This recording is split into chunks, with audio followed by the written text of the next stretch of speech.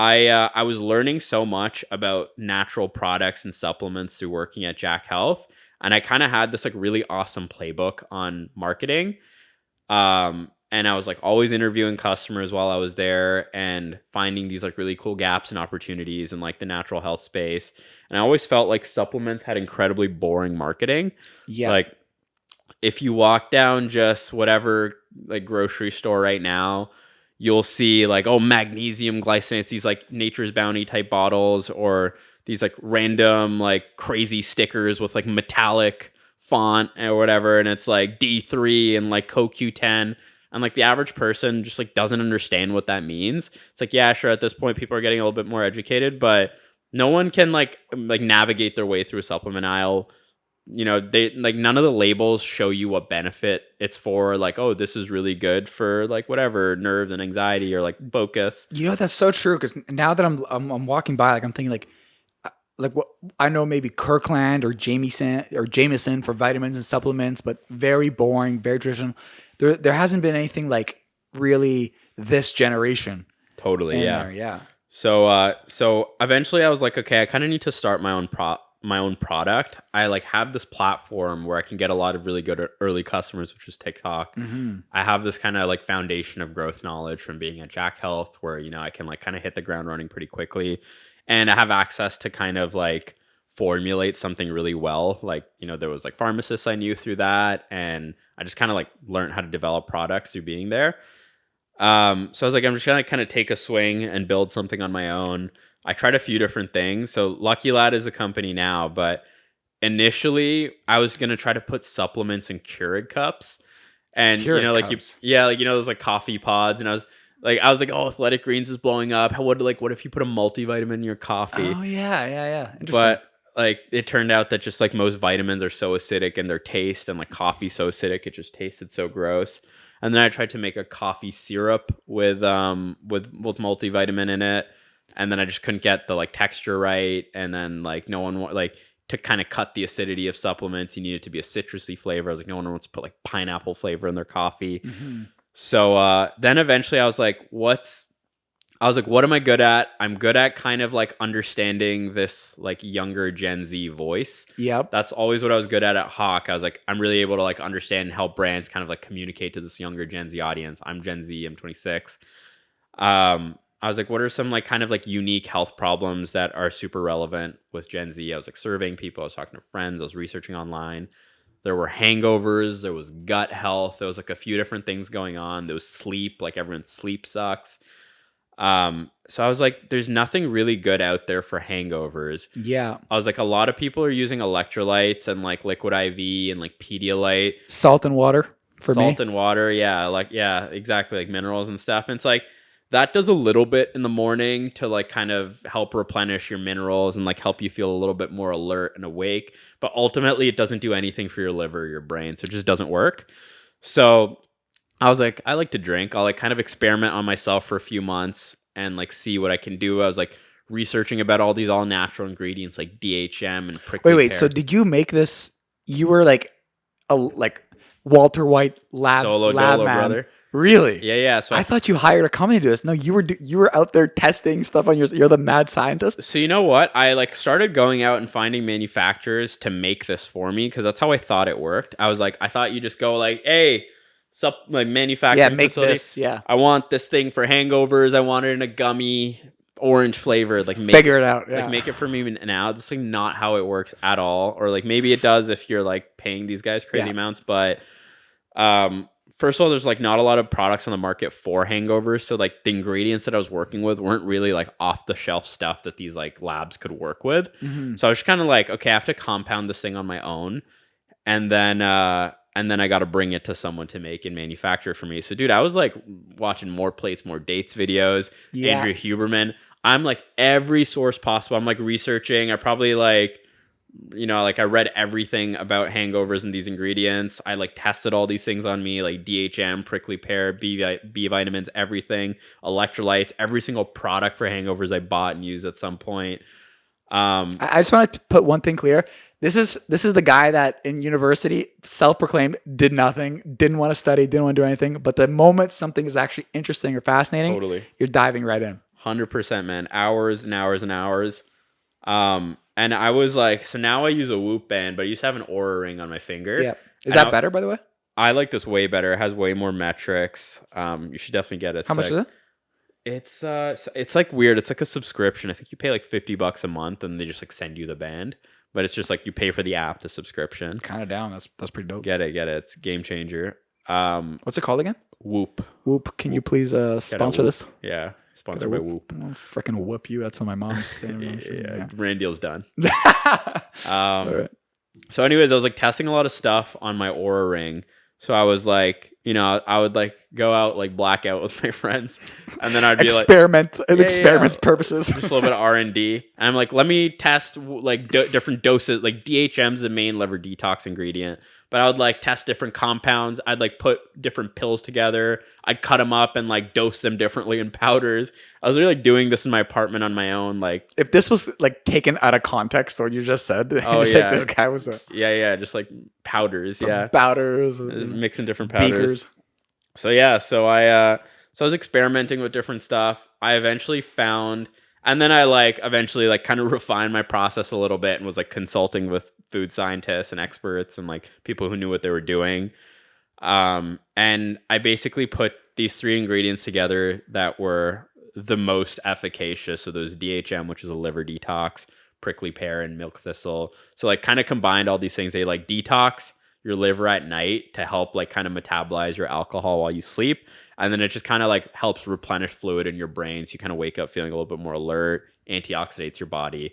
So it just kind of like works on all these different like physical symptoms of the hangover. And like when you're detoxifying your liver like that, kind of rids you of feelings of anxiety and nausea. You wake up with like the anxiety feeling. Yes, I know exactly what you're talking about. So it helps really, really well with that. So anyways, I got this compound together that worked. A bunch of food scientists and a bunch of doctors kind of advised me on these different dosages and pH balances. And then I went to a manufacturer to help me put it in a gummy form because I was like doing a lot of research. And I didn't actually know this coming into the business. Something like 20-something% of women can't swallow pills because something like gag reflex, or they just like can't do it. Or a lot of people are just like intimidated with pills and they just don't want to take it. Or there's just like, it's such a like gross process that it's just like too much friction. People just forget to take their vitamins. I didn't even think about the friction of the vitamin too.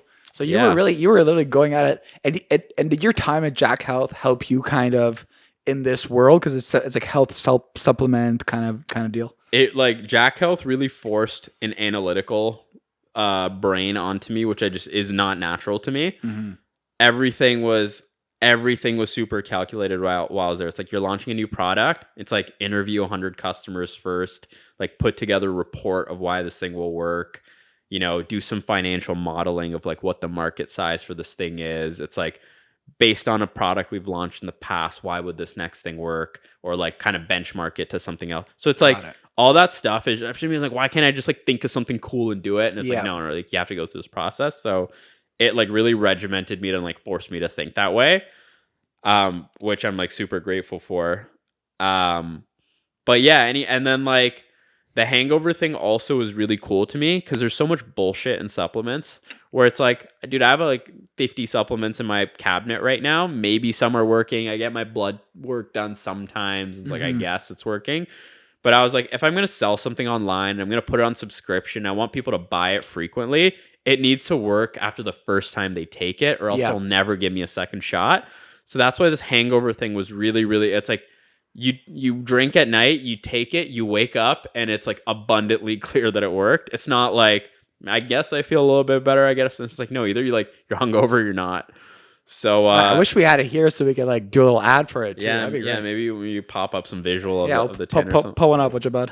Yeah, yeah, exactly. What's his name? Wajibad. He actually doesn't know he's going to be hired yet, but I'm probably going to hire him. So congratulations, Wajibad. So in case it's Bilal or someone else, sorry. Yeah, it's always a Bilal, huh? It's always actually I have a couple of experiences with Bilals. Couple of Bilal, some good, some bad.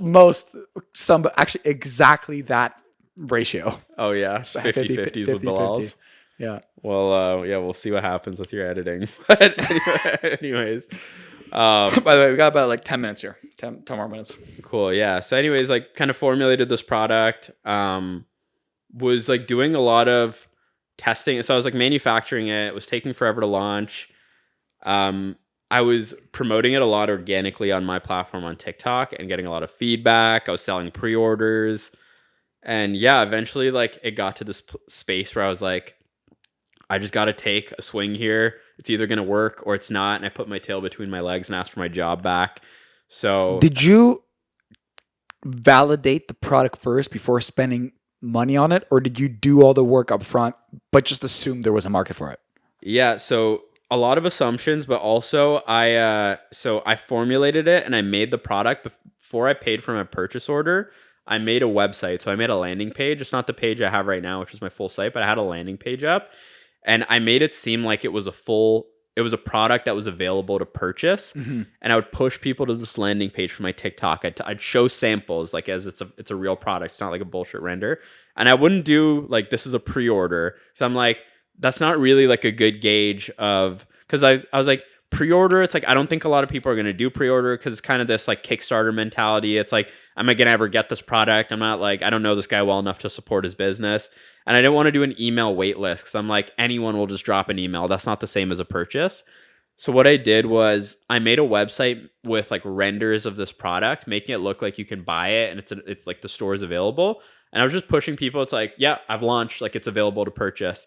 And people would purchase it and then they'd immediately get a welcome email being like, sorry, we're out of stock right now. The product did a lot better than we expected. Not true. I hadn't even launched it. This is like exactly Andrew Tate's Hustler University. It's exactly what he says to do. Really? He says exactly this. He says, don't worry about getting the product. He says, just get a landing page, get it out there. Yeah. And if you don't have it, be like, oh, sorry, we're sold out. Oh, it's been doing well as possible. We'll give you a free gift or something. Yeah, after. That's funny. I didn't even know that. I had a friend who did this for his brand, but yeah, so you at this point, like basically no money has been spent so far. No money has been spent. I was, like I kind of had like a lot of resources like really cheap to me for these like guys who helped me with contract work, like building websites and stuff. So like spent like a couple grand on a website. That was it. But essentially, no, I got this page up and running and like people would buy it. I would push traffic from TikTok. People would buy it. They'd get this welcome email and like almost no one canceled their order. I would like, once these people would purchase, I'd have their email. And like, there was probably like 500-600 people who like, through like a pre-order funnel bought this product. 500-600. And you're saying that's only your only traffic source is people you're sending from your audience. Organically from my own TikTok. Jesus. And that's wild. Yeah. And then now I have all these people's email and, they're all cool to kind of like wait until I ship this product out. And they're like, it's people who've been following me for a year at this point. They know me. It's like they're a little bit more understanding to it. Bro, I might as well do the same thing. I'll give you my hat. I'll give you a commission. Just do the same thing. Yeah. Because I have 900 of them, these things. Yeah. And dude, so then I start like sending these people my Calendly link being like, I'm trying to launch this business. I just want some feedback. Can I like talk to you about this? And I'd schedule calls with all these people. Like, so you did interviews with the customers. Interviewed. So if there's 500 people, I taught like maybe like 100 something were willing to talk to me. And literally, dude, there was like 3-4 weeks where I was only on calls with people. I was asking them, I'm like, how much do you drink per week? What kind of stuff are you drinking? If you're feeling effects of a hangover, what are you feeling the most? And this anxiety stuff kept coming up again and again and again. I'm always feeling nauseous and anxious in the morning. I'm always feeling nauseous and anxious in the morning. That's exactly how I felt. Yeah. So then nauseous, I kept tweaking the formula to play more to the anxiety. And then I made the anxiety stuff front and center on the site. I was using a lot of that feedback to kind of inform. I'd like tweak my formula. And then I was like, okay, this thing works. Like, I think people are really going to want it. And then boom, paid for it. And then that's when I really started spending money. But yeah, I did a lot of validating super early.